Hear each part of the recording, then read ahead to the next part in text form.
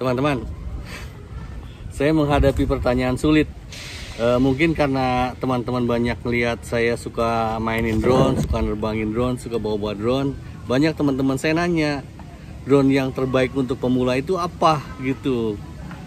Itu saya bingung asli.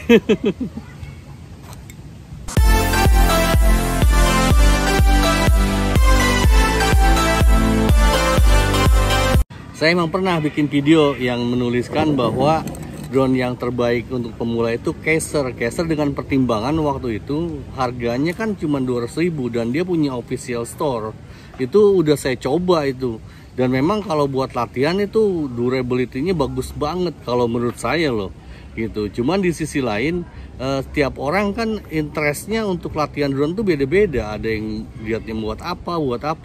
Dan ketika ada pertanyaan spesifik, misalnya drone EPP buat pemula itu yang paling bagus apa, saya nggak tahu gitu. Saya nggak tahu asli gitu, karena itu sangat tergantung. Kalau teman-teman nanyanya ke Rotor Riot, mereka tuh akan nanya balik gitu, Anda mau ngabisin uang berapa buat main drone ini? Karena asli drone ini adalah hobi yang ribet dan mahal gitu, dan bisa sangat boros kalau kita nggak ngerti cara maininnya, kemudian nggak tahu cara perbaikan ketika crash dan sebagainya gitu. Dan saya juga kenapa saya bilang itu drone Caser, karena pertimbangannya murah harganya gitu, 250.000.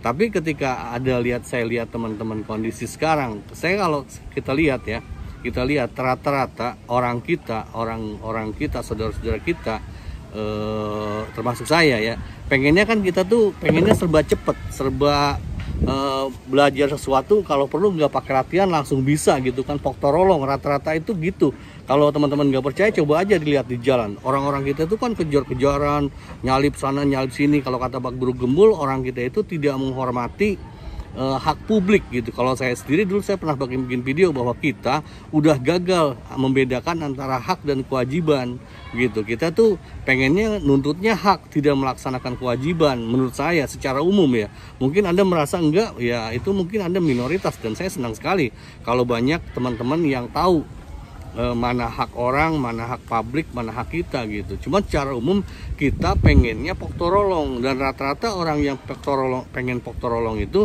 tidak mempertimbangkan susahnya. Makanya ketika ada teman saya, saudara saya nanya gitu kan, kira-kira kalau buat saya direkomendasikan apa? Kalau menurut saya itu DJI Avata, karena DJI Avata itu kalau dilihat di teman-teman yang udah pro, ada kayak siapa itu Om Kisanak juga, dia istrinya aja dikasih drone itu DJI Avata langsung bisa, karena memang nggak mau pakai motion itu. Jadi langsung bisa, itu nggak usah pakai latihan kayak saya latihan bertahun-tahun kayak begini gitu. Cuma kata dia, wah itu mahal, 20 juta, yang murah aja. Gimana kalau kayak Avek, terus kayak kayak apa yang sekarang ya, misalnya Beta IP cetus, waduh, kalau kata saya itu nggak bagus, itu mah jelek. Nanti teman-teman bakal kecewa dan ketika kecewa teman-teman bakal cari lagi yang baru, yang bagus lagi, dan akhirnya jadi boros gitu. Dan kalau saya pribadi ya, saya secara pribadi alhamdulillah saya bukan influencer. Makanya kalau teman-teman lihat video saya viewernya sedikit, saya super sedikit, saya mah alhamdulillah saya nggak jadi influencer. Karena ketika jadi influencer, wah peluang dosanya itu gede banget. Teman-teman mungkin nggak percaya. Peluang dosa influencer itu besar loh. Kenapa? Karena ketika salah itu diikuti banyak orang. Saya mungkin teman-teman kalau ingat waktu Gito Rolis masih ada, beliau tuh paling menyesali ketika dia jadi artis, karena omongan-omongannya dengar orang, termasuk yang salah gitu loh. Ketika teman-teman jadi influencer, hati-hati loh, banyak orang yang ngikutin sekalipun Anda salah. Saya contohkan gini, misalnya saya sering ngobrol sama istri, contohnya ya, saya contohkan drone Mobula yang kecil itu, Mobula 7, Mobula 8, kan banyak yang merekomendasikan wajib beli, wajib punya kayak gitu kan. Kalau kata saya enggak, itu jelek, itu produk jelek. Kalau menurut saya loh ya, itu hak ya, tiap orang kan intinya beda-beda ya. Kalau menurut saya sih, kalau daripada Mobula itu mendingan ini LDARC, mendingan King Kong NT100 itu, wah durability-nya bagus banget. Harganya nggak jauh dibanding Mobula 7. Sekarang ketika Anda salah, ketika Anda jadi influencer kemudian salah merekomendasikan, Misalnya harga Mobula berapa? Sekitar 2 jutaan. Misalnya dari influencer itu 1000 orang aja, 1000 orang aja yang ikut beli.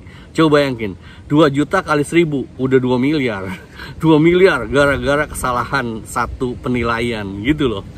Rata-rata di kita kan orang influencer kita baru beli sehari udah bilang, "Wah, ini bagus, ini wajib beli." Begitu kan? Gitu umumnya. Coba kalau kita lihat kayak ke ini aja sejarahnya di filsafat kayak Plato lah misalnya. Plato waktu itu ada ibu-ibu datang ke Plato. Dia nanya, "Pak Plato, ini obat ini bagus apa enggak?" Gini, obatnya sini, simpan di sini. Ibu datang kira-kira seminggu 2 minggu lagi lah ke sini gitu. Sama Plato diapain obat itu? Dimakan gitu, dimakan obat itu. Jadi ketika si ibu itu datang, dia bisa bilang obat ini jelek, ini obat ini bagus. Memang berdasarkan pengalamannya. Kita mana mungkin ketika orang influencer yang rata-rata baru pakai, baru beli sehari mengatakan tuh bagus, kemudian wajib beli dan diikuti pengikut-pengikutnya. Dan berapa kerugiannya kira-kira yang ditimbulkan seperti yang saya uraikan tadi. Gitu. Ya saya sih alhamdulillah saya bukan influencer. Saya senang banget saya bukan influencer. Saya mah men-sharingkan apa yang jadi pengalaman saya menjalani hobi ini gitu. Dan sangat relatif sih. Drone apa yang paling bagus FPV buat pemula gitu. Kalau teman-teman kira-kira punya pendapat silahkan tuliskan di komentar. Saya sambil terbang sambil kita lanjutkan ngobrol ya. Gini ya teman-teman, saya tidak mengatakan bahwa profesi influencer itu jelek, itu bagus dan dibutuhkan. Kayak saya sendiri, saya kan hobi drone dan saya suka nonton video-videonya Om Pilot nakal, kemudian Om Pilot ngapak, saya suka nontonin. Kemudian kalau di luar negeri itu saya suka nonton itu Om Joshua Badwell, Rotor Riot. Saya ngikutin petunjuk-petunjuknya kayak buat main drone di simulator itu dulu waktu awal-awal belajar dulu nontonin videonya Joshua Badwell dan saya udah sharingkan juga gitu. Kalau di channel saya juga buatkan tutorial tuh di simulator karena memang disarankan itu di simulator gitu. Yang perlu kita ingat adalah di hobi ini memang kecocokan tiap orang beda-beda, nggak bisa digeneralisir, nggak bisa kita mengatakan bahwa diri ini bagus dan itu berlaku umum. Kalau menurut pengamatan saya dan pengalaman saya itu enggak. Saya sering analogikan mirip-miripnya kayak kita punya istri aja. Kalau kita miliki istri itu cantik atau gantengnya itu kata kita nggak usah mikirin kata orang lain. Itu kalau kita teman-teman mungkin yang tentara tahu kan kalau kita ngurus senjata aja, pandang senjata gear kamu itu kayak istri kamu, kita harus tahu gitu kelebihan kekurangannya apa gitu, harus kita sayang. Bodoh amat mau kata orang jelek gimana juga, dia adalah pasangan kita yang harus kita jaga, kita rawat gitu. Nah kalau kita merekomendasikan ini bagus itu kayak macomblang buat orang, nggak bisa. Siapapun sok kayak Om Jaka udah pengalaman, kita nyari pasangan itu nggak bisa di jodoh-jodohin. Emangnya zaman itu berbahaya. Cuman secara umum misalnya buat ini bagus, ini jelek, ya bisa juga berdasarkan pengalaman. Tapi masalah cocok atau enggak itu sangat relatif gitu teman-teman, menurut pendapat saya loh. Menurut teman-teman gimana? Coba deh beri saya komentar, dan kalau saya salah koreksi aja teman-teman gitu. Saya ending dulu. Semenjak ganti main drone ini, dulu saya hobi saya main tenis, saya bisa kuat 5 set, sekarang saya udah setengah abad, saya udah jarang banget olahraga. Aduh, saya mau olahraga dulu, saya push up boleh nggak teman-teman? 10 kali aja dah, dulu mau saya kuat 200 kali loh. 1, 2, 3, 4, 5, 6, 7, 8, 9, 10. Tangan satu kuat nggak? Nggak kuat. Aduh, terima kasih teman-teman, jaga kesehatan, awesome.